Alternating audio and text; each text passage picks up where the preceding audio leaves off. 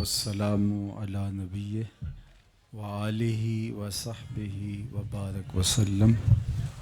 قال اللہ تعالی وتبارک فی القرآن المجید والفرقان الحمید فی شان حبیبہ مخبرا وعامرا ان اللہ وملائکتہ یصلون علی النبی یا ایہا الذین آمنوا صلوا علیہ وسلموا تسلیما۔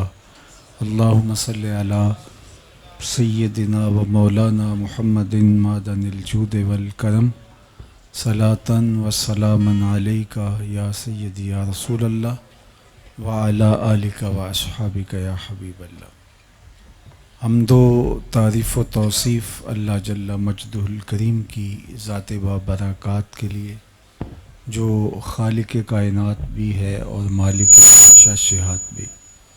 اللہ جل وعلا کی حمد و ثناء کے بعد رسول رحمت، شفیع معظم، نبی محتشم، حضور ختمی المرتبت صلی اللہ علیہ وآلہ وسلم کے حضور ناز میں اپنی عقیدتوں، ارادتوں اور محبتوں کا خراج پیش کرنے کے بعد صدر بزم حاضہ سجادہ نشین دربار عالیہ جھونگل شریف حضرت صاحبزادہ ندیم سلطان صاحب زیدہ مجدہ علمہ عملہ عمرہ و شرفہ، عالی مرتبت علماء کرام، حضرات سامعین،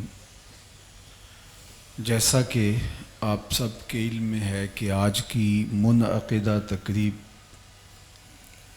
عرس ہے، اور اللہ کے ان کامل بندوں کے حضور اپنی عقیدتوں کا، محبتوں کا خراج پیش کرنے کے لیے ہم جمع ہوئے، جنہوں نے اپنی زندگیاں اللہ اور اس کے رسول کے نام لگا دی، اللہ کی مخلوق کی رہنمائی کا فریضہ سر انجام دیا،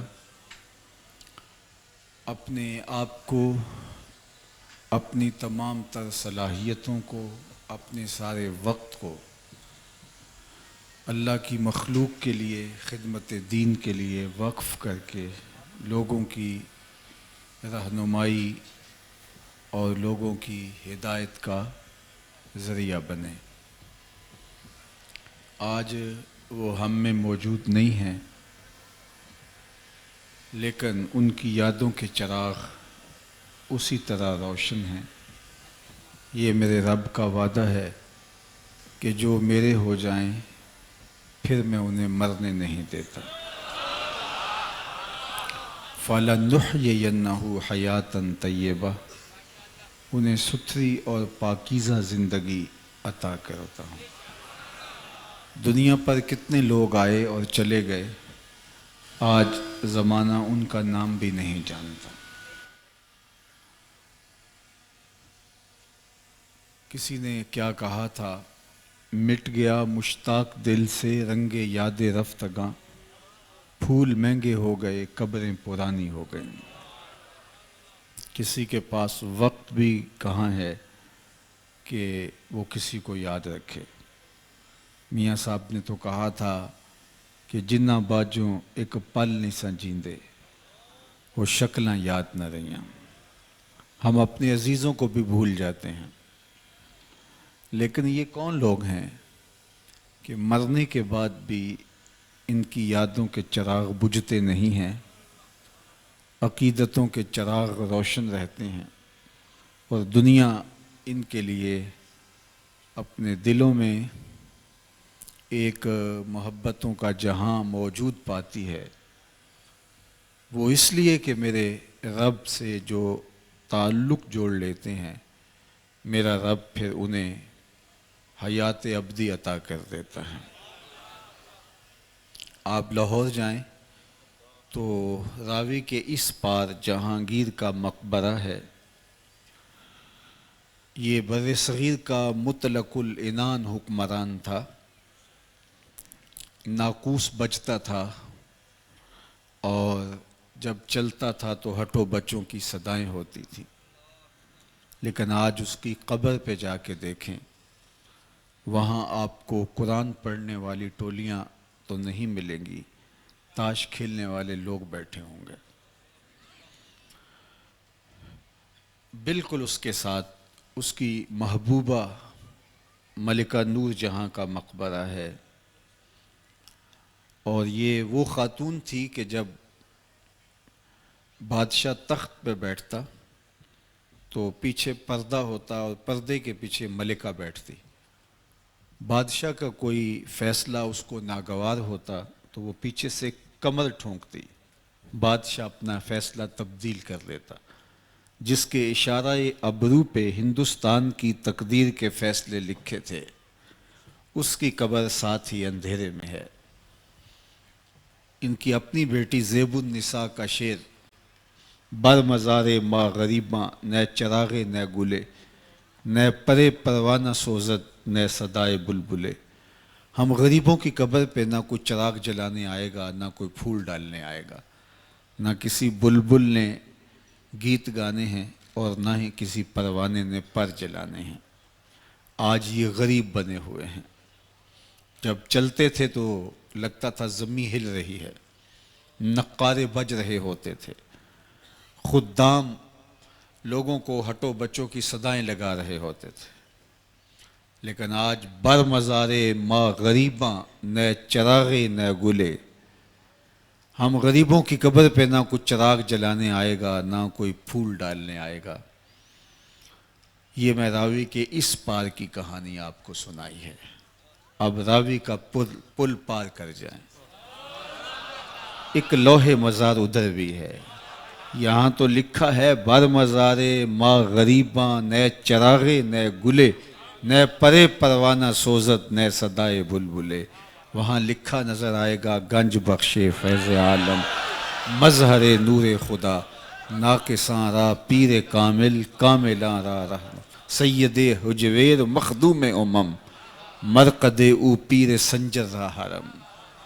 یہاں تو دن کو بھی کوئی نہیں آتا، وہاں رات کے پچھلے پہر کو بھی چلے جائیں ہجوم عاشقاں دکھائی دے گا۔ یہاں تو تاش کھیلنے والی ٹولیاں بیٹھی ہیں، وہاں قرآن پڑھنے والوں کا ہجوم ہے۔ وہ بھی قبر ہے، یہ بھی قبر۔ یہ شہنشاہ تھا، وہ دلوں کا بادشاہ تھا، اور صدیاں گزرنے کے بعد وہاں چراغاں، وہاں روشنیاں۔ مون مارکیٹ میں بم دھماکہ ہوا تو کچھ دنوں کے بعد اس کی تعمیر نو کر لی گئی اور سیکورٹی کے بھرپور انتظام کر کے لوگوں کو کہا گیا، اخبار میں ٹیلی ویژن پہ اشتہار دیا گیا، یہ مارکیٹ لوگوں کے لیے باقی مارکیٹوں کی نسبت زیادہ محفوظ ہے، یہاں بہت زیادہ اچھے انتظامات کیے گئے ہیں حفاظت کے۔ لیکن وہاں چونکہ بم دھماکہ ہوا تھا اور لاشیں گری تھیں، وحشت اور خوف لوگوں کے دل و دماغ پر تھا، تشہیری مہم کے باوجود بھی اتر نہیں پا رہا تھا، اور کئی مہینے تک محنت کرنی پڑی، پھر لوگوں کا رجحان ہوا۔ یہ میں آپ کو مون مارکیٹ کی کہانی سنائی، اور انہی دنوں میں حضرت داتا گنج بخش علی حجویری علیہ رحمہ کے مزار پر انوار پر بم دھماکہ ہوا، اور ساری رات لاشیں اٹھائی جاتی رہیں، اور سحری کے وقت فرش خون سے دھویا گیا، لیکن جب صبح کی نماز کا وقت آیا پوری مسجد نمازیوں سے بھری ہوئی تھی۔ میری مشاطگی کی کیا ضرورت حسن معنی کو، کہ فطرت خود بخود کرتی ہے لالے کی حنا بندی۔ کہا کہ جو ہمارے ہو جائیں پھر ہم انہیں مرنے نہیں دیتے، فَلَنُحْيِيَنَّهُ حَيَاتًا طَيِّبَةً، ہم انہیں ستھری اور پاکیزہ زندگی عطا کرتے ہیں۔ میں توجہ چاہوں گا، تشریف رکھیے۔ علامہ اقبال علیہ رحمہ نے اپنی والدہ کے انتقال پر جو مرثیہ لکھا تھا، اس میں انہوں نے نظریہ ارتقاء بیان کیا ہے۔ ایک تو ڈارون کا نظریہ ارتقاء ہے، جس کو ایک زمانے میں ہاتھوں ہاتھ لیا گیا۔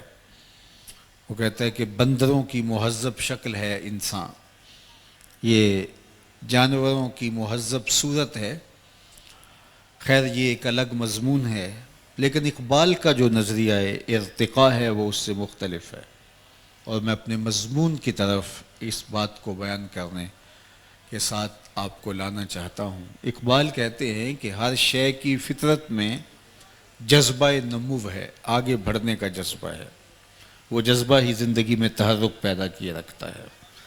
اگر آگے بڑھنے کا، جہاں انسان ہے اس سے آگے جانے کا جذبہ موجود نہ ہو تو پھر زندگی جو ہے وہ معطل ہو کے رہ جائے اور زندگی کے اندر تحرک موجود نہ رہے۔ اور یہ صرف انسانی زندگی میں ہی نہیں، یہ تمام کائنات کے اندر یہ جذبہ کار فرما ہے کہ وہ آگے بڑھنے کے عمل اور جد و جہد پر یقین رکھتے ہیں اور آگے بڑھتے ہیں۔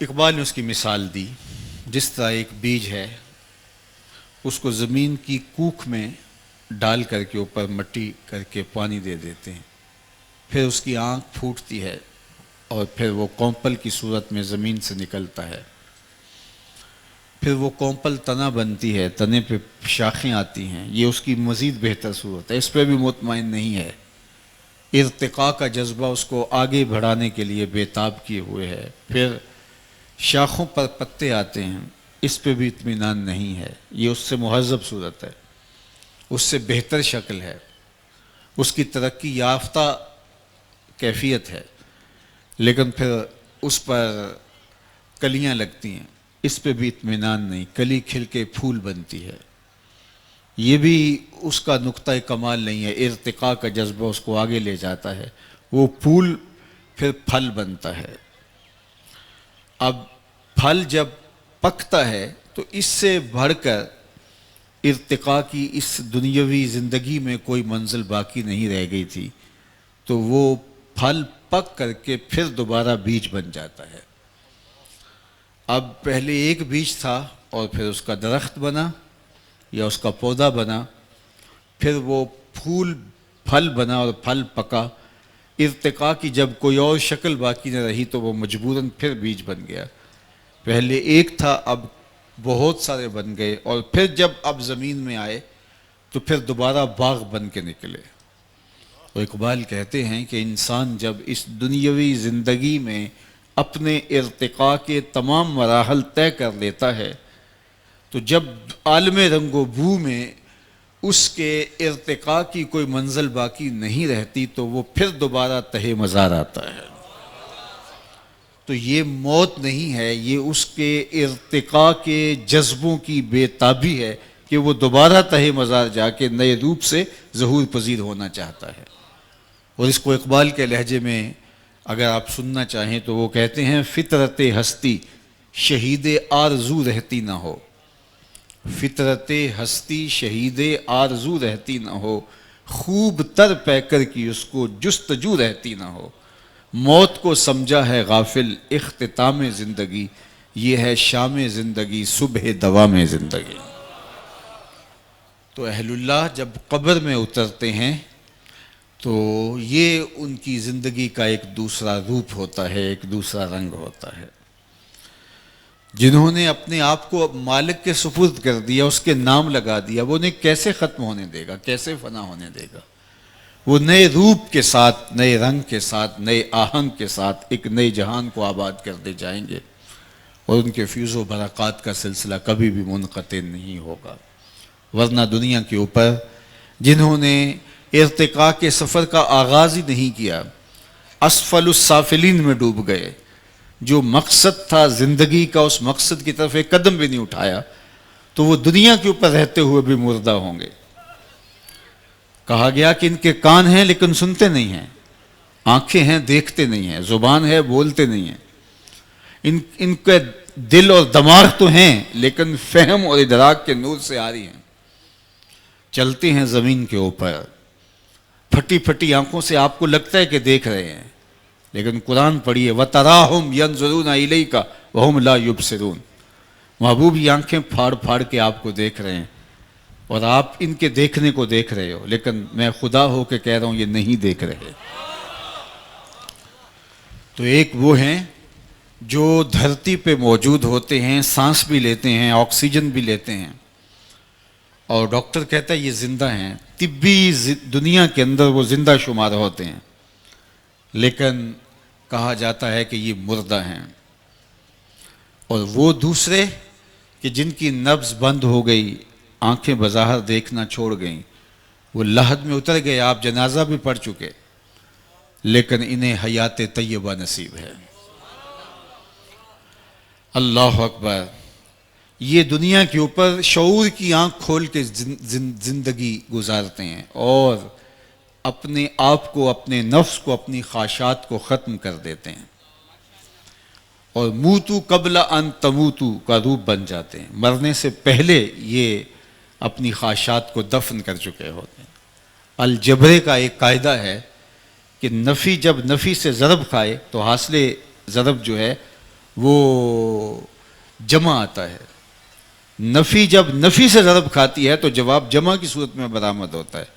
جو مرنے سے پہلے ہی اپنے آپ کو مار بیٹھے، اپنے آپ کو ختم کر بیٹھے، تو جب موت آئی تو ان کی موت کو موت آئی تو وہ عین حیات بن گئی۔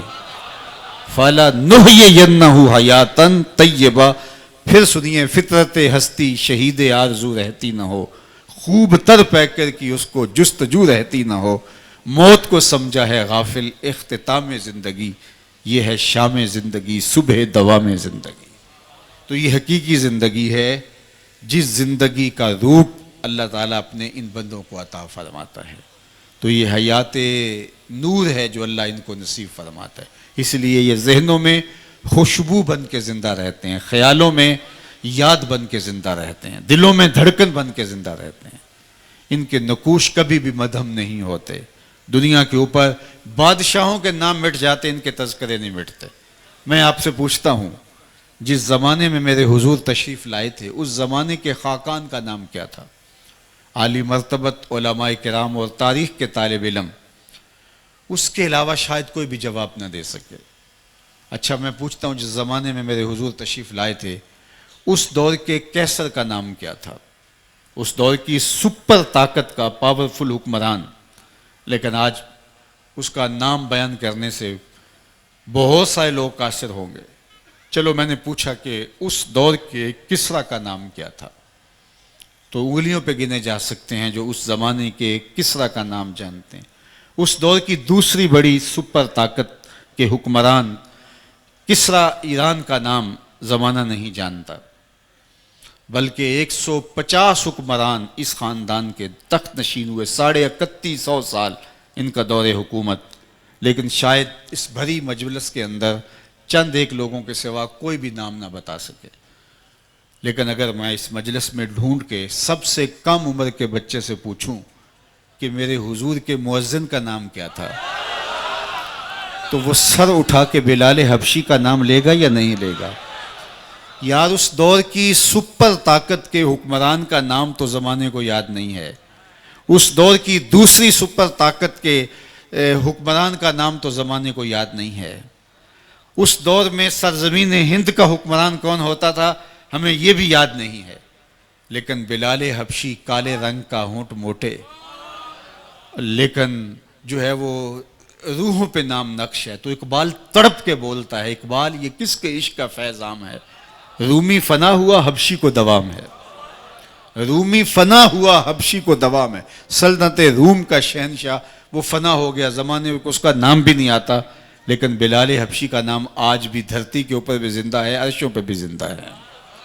تو یہ ہے حیات طیبہ کا روپ۔ اس لیے ہمیں اس زندگی کو اس طرح گزارنا ہے جس طرح ہمارے رب نے گزارنے کا حکم دیا۔ اگر اس طرح اس زندگی کو گزاریں گے تو پھر ہم مرنے کے بعد بھی زندہ ہوں گے، ورنہ ہم دنیا کے اوپر رہ کے بھی مردہ قرار پائیں گے۔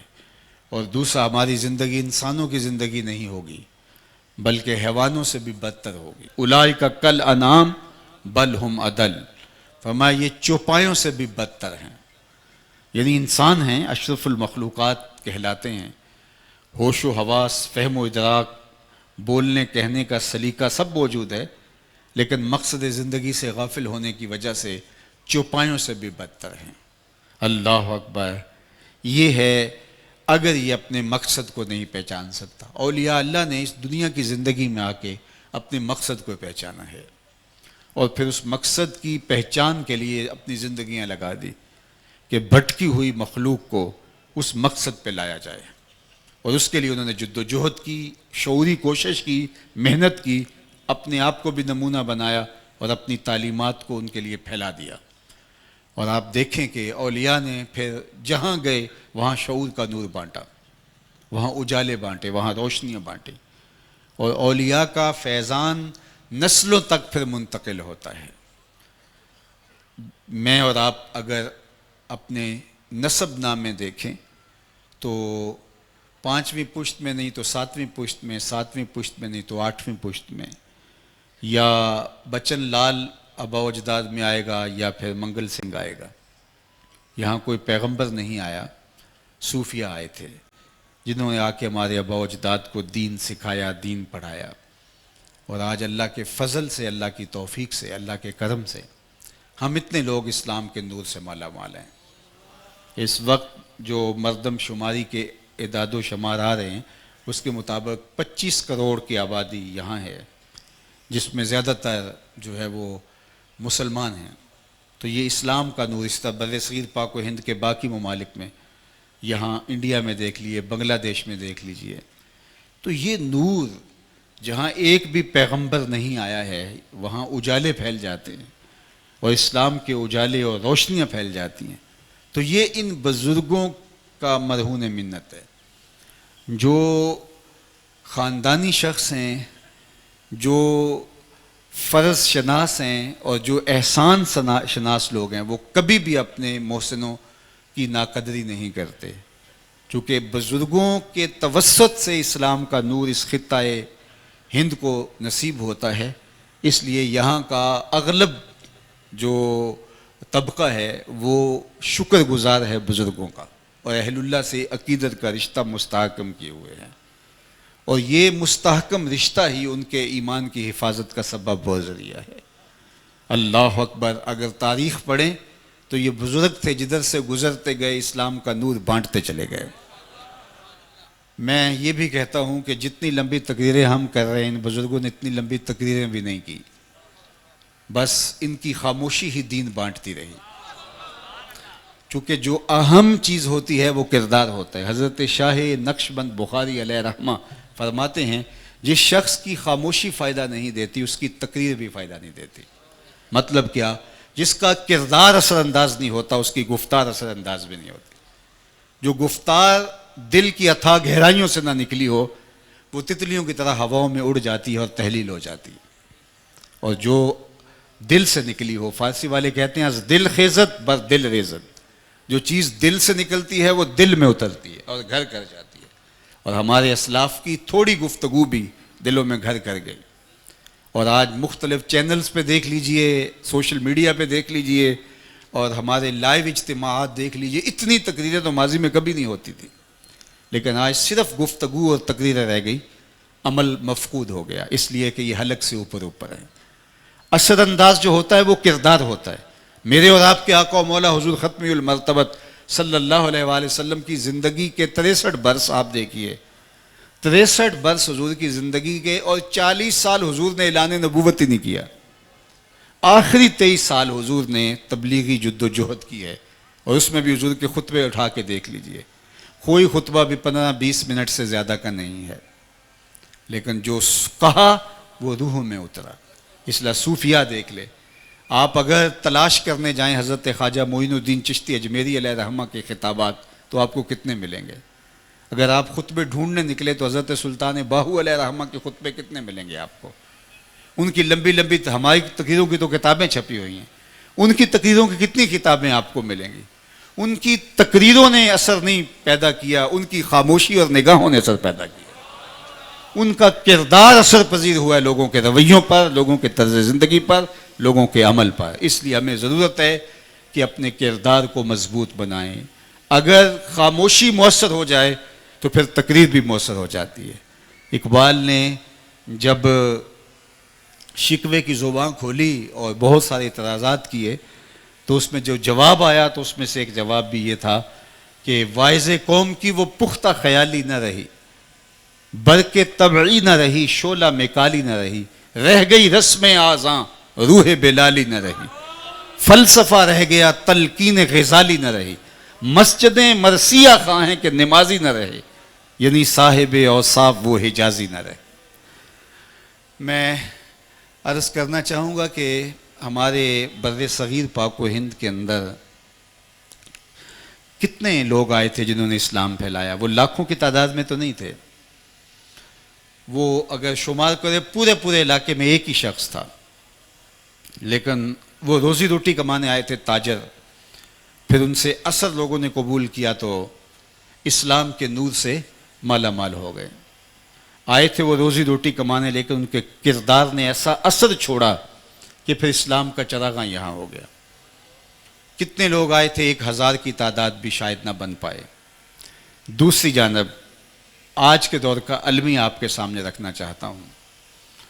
اسی عرب سے ہزاروں نہیں لاکھوں لوگ، تاجر بھی، علماء بھی، اہل علم بھی، یورپ، امریکہ اور دیگر جو ہے وہ بلاد عالم کے اندر موجود ہیں۔ یہاں سے بھی کسی ملک کے اندر 1 لاکھ ہیں، کسی کے اندر 2 لاکھ ہیں، کسی کے اندر اس سے کم یا زیادہ ہیں۔ تو یہاں سے مسلمان کفر کے علاقے میں آئے تو چند 100 لوگ تھے تو انہوں نے پورے علاقے کو بدل دیا، اور یہ لاکھوں لوگ کفر کے علاقے میں گئے ہیں، وہاں تو کوئی ایک بھی کافر نہیں رہنا چاہیے۔ لیکن جب ان علماء سے پوچھیے، مولانا زبیر صاحب ہیں، باقی، کہ وہاں جب یہ جاتے ہیں ان سے بات ہوتی ہے تو وہاں کے لوگ کیا کہتے ہیں؟ دعا کرو کہ ہماری اولاد مسلمان رہ جائیں۔ وہ کافروں کے دیس میں آئے اور یہاں اسلام دے کے گئے، اور ہم لوگ کافروں کے دیس میں گئے ہیں اور ہمیں حفاظت اپنی اولادوں کی کرنی پڑتی ہے کہ یہ ان کا رنگ قبول نہ کر لیں۔ تو پھر مطلب کیا ہوا کہ آج کا مسلمان اور اس دور کا مسلمان تبلیغ کے اعتبار سے، واعظ کے اسلوب کے اعتبار سے آج جدید خطابت کے رنگ اور نکھر کے بہت زیادہ نمایاں ہو گئے ہیں۔ اس فن پہ کتابیں دستیاب ہیں، ذرائع ابلاغ بہت سارے میسر ہیں۔ پہلے اتنے لوگوں پر کے لیے خطاب کرنا مشکل ہوتا تھا، اب اس سے بھی 50 گنا لوگ زیادہ ہوں تو ایک خطیب یہاں بیٹھ کے، بلکہ لائیو ایک چینل کے اوپر بیٹھ کے پوری دنیا پہ اپنا میسج دے رہا ہوتا ہے۔ آسان ہو گیا، لیکن اس کے باوجود آج وہ اثر پذیری اس لیے نہیں رہی کہ رہ گئی رسم آزاں روح بلالی نہ رہی، فلسفہ رہ گیا تلقین غزالی نہ رہی، مسجد مرثیہ خواہیں کہ نمازی نہ رہے، یعنی صاحب اوصاف وہ حجازی نہ رہے۔ ہر کوئی مست مئے ذوق تن آسانی ہے، تم مسلمان ہو یہ انداز مسلمانی ہے، حیدری فقر ہے نئے دولت عثمانی ہے، تم کو اسلاف سے کیا نسبت روحانی ہے، وہ معزز تھے زمانے میں مسلمان ہو کر، تم خار ہوئے تارک قرآن ہو کر۔ ہماری پستی، ذلت، زبونحالی کا سبب کتاب رحمت سے دور ہو جانا ہے۔ ہم صرف جو ہے وہ نام کے مسلمان رہ گئے، وہ کام کے مسلمان تھے۔ ان کی ہماری تقریر رہ گئی، ان کا رویہ تھا، ان کا عمل تھا اور ان کا کردار تھا۔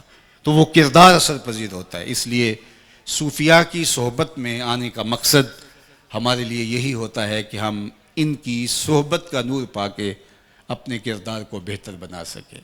چونکہ خاموشی مؤثر بنے گی تو تقریر مؤثر بنے گی۔ تو اللہ جل شانہ اس آستانہ رحمت کو، اس آستانہ نور کو، جن کے بزرگان نے رشد و ہدایت کا نور ایک زمانے میں پھیلایا، وابستگان کو اللہ تعالیٰ جل شانہ اس در کی برکتیں عطا فرمائے، اور ہم سب کو مقصد حیات کو سمجھنے کی توفیق دے۔ یہ تھوڑی سی زندگی ہے، اس زندگی کو اپنی آخرت کے لیے لگا دینا چاہیے۔ مقصد حیات کو اچھی طرح سے ہمیں حاصل کر لینا چاہیے۔ ہم دنیا کے اوپر آئے کیوں ہیں؟ صرف روزی روٹی کمانے آئے ہیں؟ وہ تو چونٹی بھی گھر سے نکلتی ہے، صبح نکلتی ہے، شام تک رزق حلال کماتی ہے، کسی کو ضرر نہیں دیتی، خود کھاتی ہے، بچوں کو کھلاتی ہے، موسم برسات کے لیے اپنی بل میں کھانا جمع بھی کر لیتی ہے۔ یہ اگر کام انسان کا بھی ہو کہ اس نے بھی کھانا ہے، پکانا ہے، اور اس نے جو ہے وہ اپنا گھر بنانا ہے، یہ کام تو حشرات الارض اور کیڑے مکوڑے بھی کر رہے ہیں۔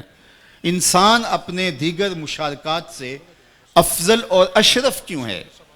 اس کا سبب اور اس کا ذریعہ کیا ہے کہ یہ کیوں باقی مشارکات سے افضل ہے اور باقی مشارکات سے جو ہے وہ اعلیٰ ہے؟ تو اس کا سبب صاحب یہی ہے کہ اس نے اپنے مقصد حیات کو اور مقصد زندگی کو سمجھ لیا۔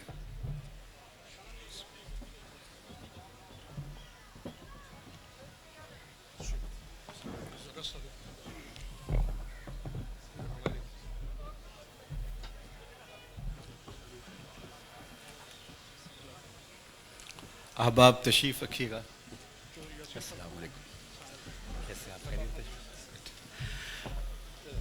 تو انسان اپنے دیگر مشارکات سے جو ممتاز ہے، جو افضل ہے، جو اشرف ہے، ایک تو بوجہ علم اس کو امتیاز عطا کیا گیا ہے، اس کو اپنے مقصد کا شعور ہے اور اس کو اپنی زندگی کے مقاصد جلیلہ سے آگہی ہے، اور دوسرا مدعا اور مقصد اس کے شرف کا، اس کی فضیلت کا یہ ہے کہ وہ اپنی زندگی کو ان مقاصد کے مطابق ڈھال چکا ہے جو مقاصد جلیلہ اس کو تفویض کیے گئے ہیں اور جن کا حصول اس کی زندگی کے لیے ضروری قرار دیا گیا ہے، اور اس سے کبھی اس نے انحراف نہیں کیا، تو پھر یہ انسان فرشتوں سے بھی افضل قرار پاتا ہے۔ حضرت امام غزالی علیہ رحمہ نے یہاں ایک بڑی خوبصورت بات کی اور بڑی آسانی سے اس مسئلے کو سمجھایا۔ فرماتے ہیں اللہ تعالیٰ نے 3 طرح کی مخلوقات پیدا کی ہیں۔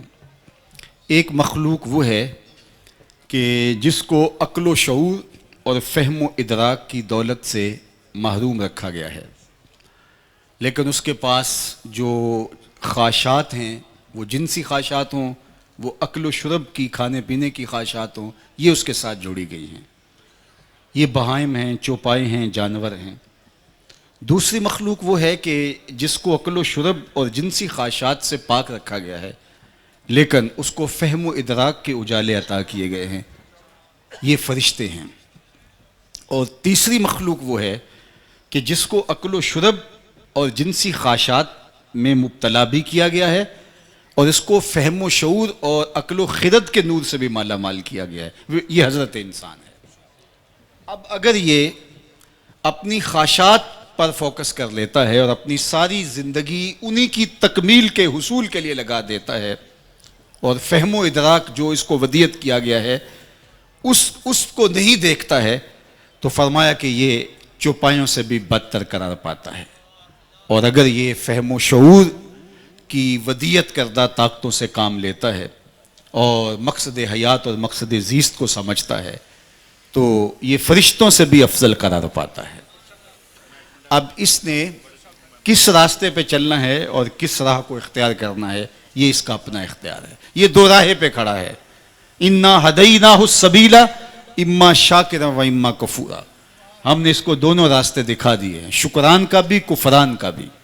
یہ بالکل دو راہیں پہ کھڑا ہے، اور اس کو مکمل اختیار بھی دے دیا گیا کہ آپ ادھر جانا چاہو تو رکاوٹ نہیں ہے، آپ ادھر جانا چاہو تو رکاوٹ نہیں ہے۔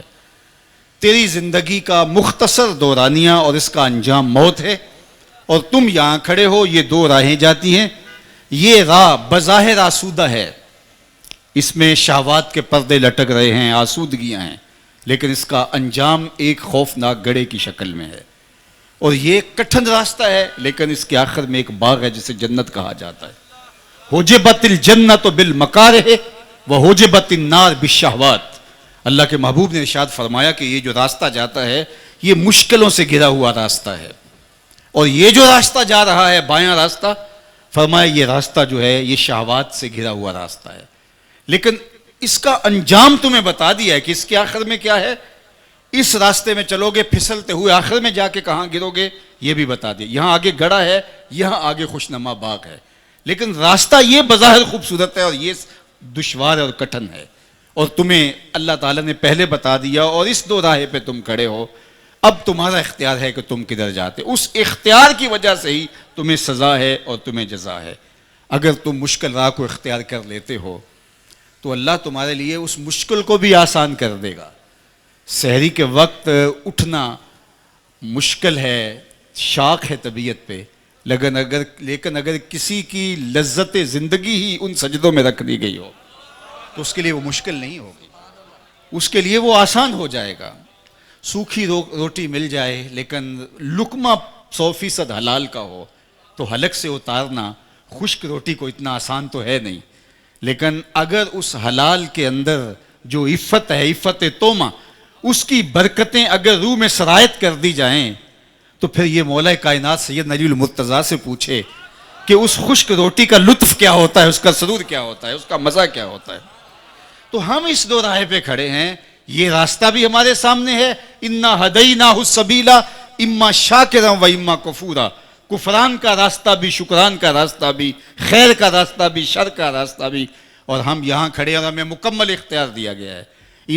ان آنکھوں سے ہم شہوات اور جو ہے وہ تلذذ نفسانی حاصل کر سکتے ہیں، اور ان نگاہوں سے ہم قرآن کے حرف بھی پڑھ سکتے ہیں۔ ہماری آنکھوں کو کوئی نہیں روکتا، اس زبان سے تلاوت کلام بھی ہو سکتی ہے، اس زبان سے گالی گلوچ بھی کیا جا سکتا ہے، کوئی روکنے والا نہیں ہے ہمیں۔ ان ہاتھوں سے ہم کسی دکھیے کے سر پہ ہاتھ بھی رکھ کے، کسی یتیم کے سر پہ شفقت کا ہاتھ رکھ کے اس کی ڈھارس بھی بنا سکتے ہیں، اور ان ہاتھوں کو جبر کا ہاتھ بنا کے کسی کا حق بھی غصب کر سکتے ہیں، ہمیں کوئی روکنے والا نہیں ہے۔ ان اٹھتے ہوئے قدموں سے ہم مسجد کا راستہ بھی دیکھ سکتے ہیں، اور شراب خانے کو بھی انہی قدموں سے اٹھ کے ہم جا سکتے ہیں، ہمیں کوئی روکنے والا نہیں ہے۔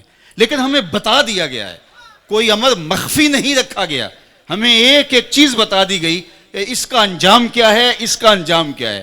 یہ راستہ جو تمہیں سہل سہل دکھائی دے رہا ہے، جس میں تلذذ نفس ہے، جس میں تمہیں راحت مل رہی ہے، جس سے تمہیں قرار مل رہا ہے، تو اس کا نتیجہ یہ ہے، اور یہ تمہیں جو کٹھن لگتا ہے، اس کا نتیجہ یہ ہے۔ لیکن منزل پانے کے لیے تمہیں کٹھن راہ تو اختیار کرنا ہی پڑے گا، مشکل راستہ تو تمہیں اختیار کرنا ہی پڑے گا۔ ام حسبتم ان تدخلوا الجنہ، کیا تم سمجھتے ہو کہ جنت میں یوں ہی چلے جاؤ گے؟ فرمایا تم سے قبل جن لوگوں نے جنت کا راستہ اختیار کیا، مستہم الباساء والضراء وزلزلوا، انہیں مشکلوں کی بھٹی میں ڈالا گیا، آزمائشوں میں مبتلا کیا گیا، انہیں جھنجھوڑ کے رکھ دیا گیا، حتیٰ کہ وقت کا نبی بھی پکار اٹھا، متی نصر اللہ، مالک تیری مدد کب آئے گی؟ پھر ہم نے کہا بس ہماری مدد آیا جا رہی ہے۔ تو اس منزل تک پہنچنے کے لیے راستے میں طائف بھی آئے گا، بدر بھی آئے گا، احد بھی، خندق بھی، اور تبوک بھی آئے گا۔ یہ مشکل کٹھن راہوں سے گزر کے تم آسانی ڈائریکٹ مدینے نہیں پہنچو گے، راستے میں مکے کی گلیاں بھی آئیں گی۔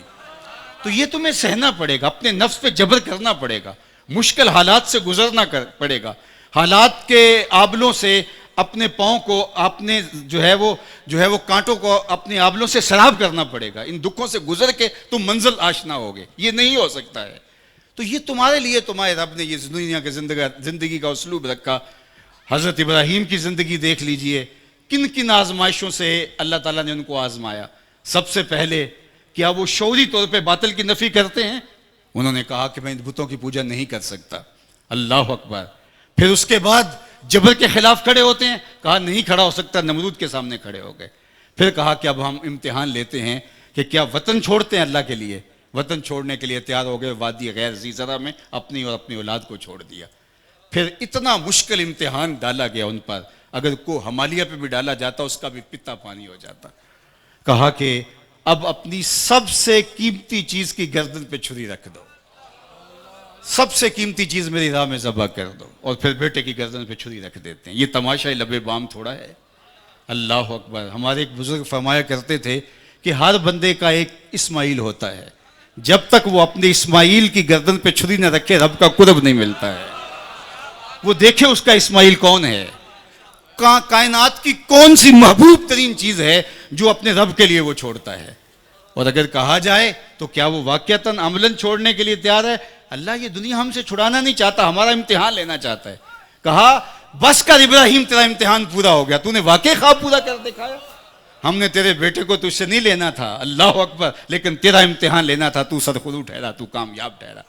اب ہم تیرے نشانوں کو باقی رکھیں گے قیامت تک، اللہ اکبر، تیری سنت کو باقی رکھیں گے۔ آج ہم گزرتے رستے میں آ رہے ہیں، اور اللہ نے قرآن مجید میں آگے جا کر ان ھذا لہو البلاء المبین، یہ بہت بڑا امتحان تھا، اور آگے چل کے کیا کہا؟ سلام علی ابراہیم، میرا رب ہو کیا ابراہیم تیرے اوپر سلامتی نازل ہو۔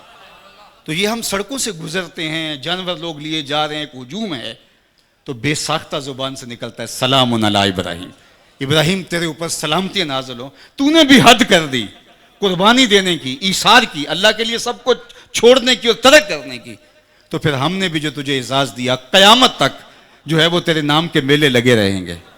تو صوفیاء نے بھی اپنے نفس کی گردن پہ چھری پھیری، اپنی خواہشات کو ذبح کیا، سب کچھ ہونے کے باوجود ترک کیا۔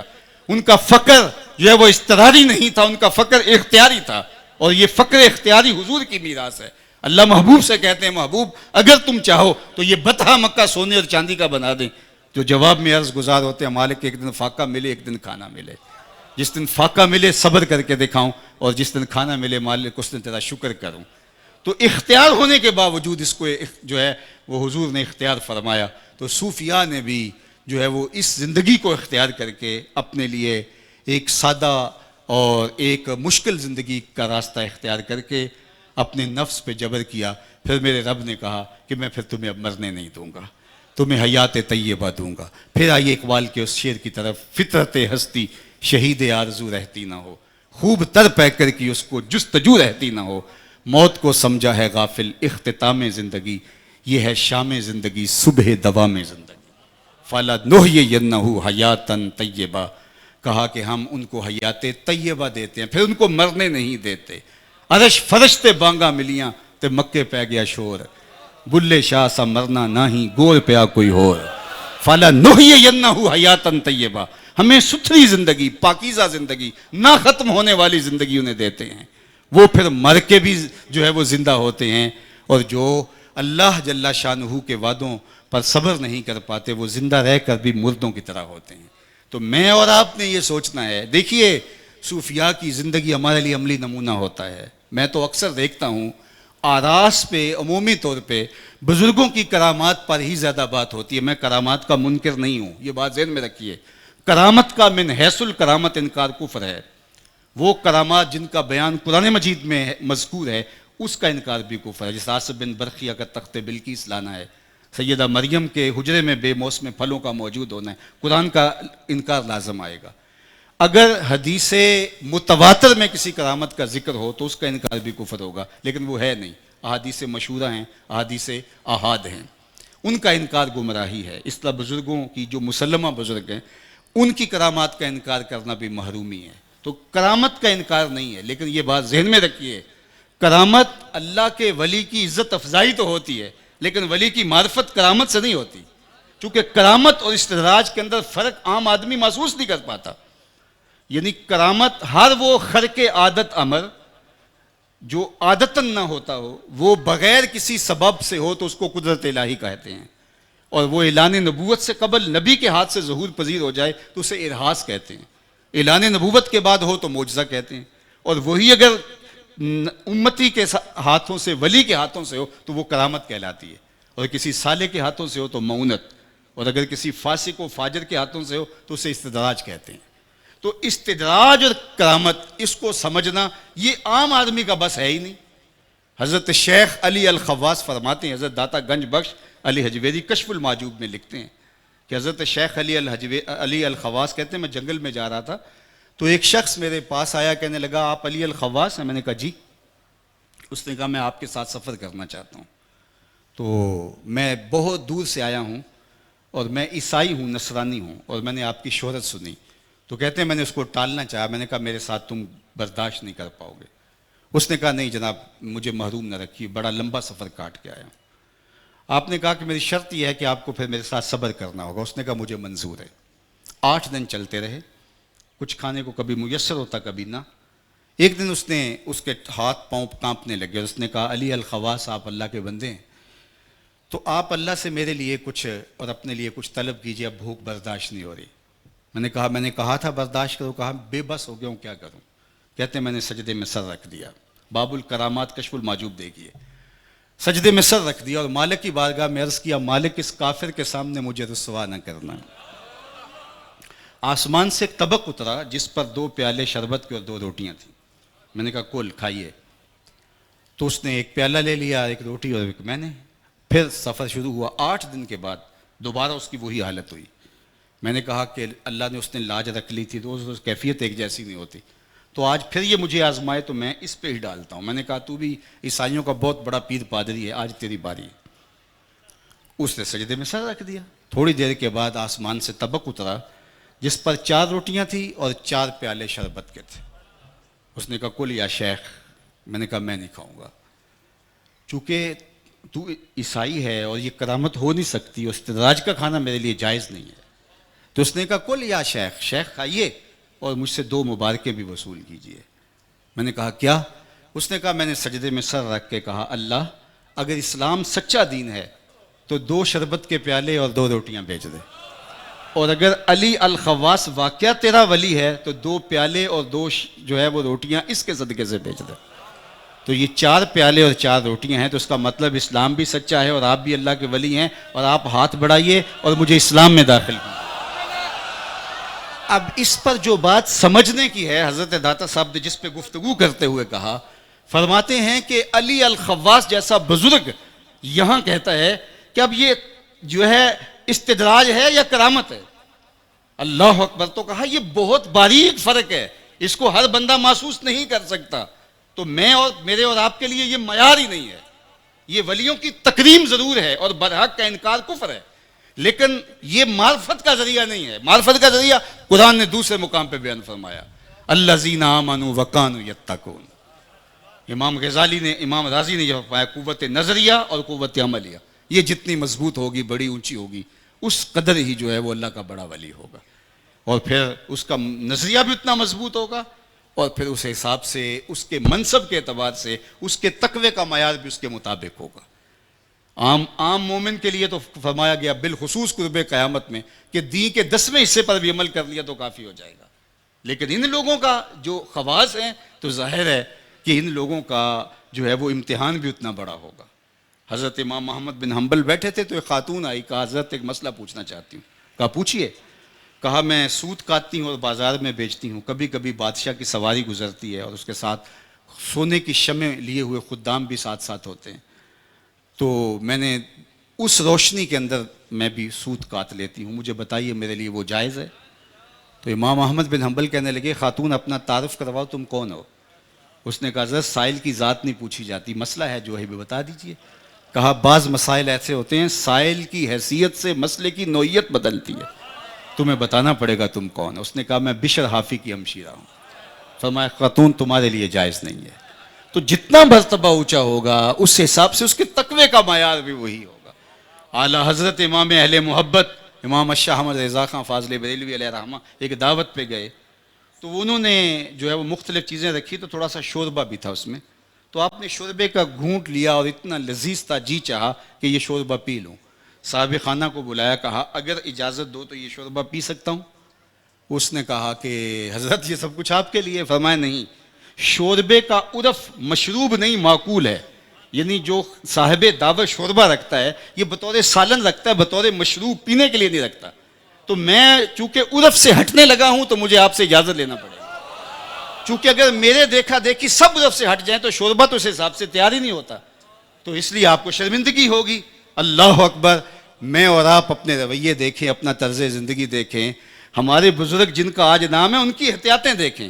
امام اعظم ابو حنیفہ علیہ رحمہ یہ تھے بزرگ، یہ تھی ولایت، یہ تھے صوفیاء.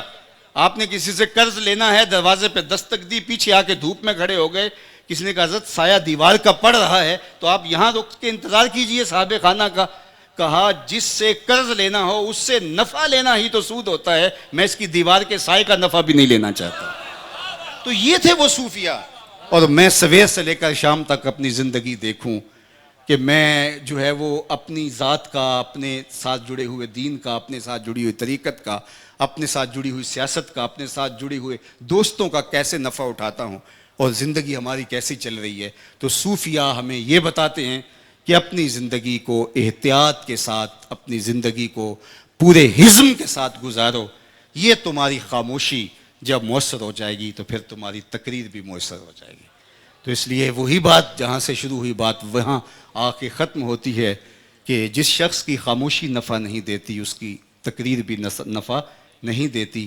ہمارے بزرگوں کی خاموشیوں نے تبلیغ کی ہے اور ہماری تقریریں بے اثر ہو کے رہ گئی ہیں. اس لیے اقبال نے ایک موقع پہ تو پھر آخر میں یہی کہا، خاموشی گفتگو میری، بے زبانی ہے زباں میری. اور سیدنا علی المرتضیٰ نے فرمایا جب عقل کامل ہو جاتی ہے پھر گفتگو کم ہو جاتی ہے. ظاہر ہے پھر انسان کا کردار بولتا ہے، انسان کا رویہ بولتا ہے. اور ہمارے اسلاف نے یہی کیا اور ان کی نظریں اٹھیں اور 90 لاکھ کافروں کو کلمہ توحید پڑھا دیا، اور ہماری چینلوں پہ پھیلی ہوئی اور مختلف ذرائع سے پھیلی ہوئی تقریریں کانوں کے تلذذ کے علاوہ کچھ باقی نہ بچا، اس لیے کہ اس کے پیچھے جو ہے وہ ہمارے کردار کا زور نہ رہا۔ تو کردار کی طاقت آپ کو مؤثر بناتی ہے، اور آج ہمارا جو مسئلہ امت مسلمہ کا ہے وہ یہی ہے کہ آج ہمارے پاس گفتار بہت ہے، کردار ہمارے پاس نہیں رہا۔ تو کردار کے نہ رہنے سے قومیں کبھی بھی آگے نہیں بڑھتیں، اور آج ہم جس طرح سے ہیں، اللہ ہمیں صوفیاء کی حقیقی تعلیمات کے اجالوں میں زندگی بسر کرنے کی توفیق ارزانی فرمائے، دنیا آخرت کی بہاریں اللہ ہماری زندگی میں اتار دے۔ وآخر دعوانا ان الحمدللہ۔ ماشاءاللہ بہت خوبصورت علمی فکری خطاب فرما رہے تھے عالمی مبلغ اسلام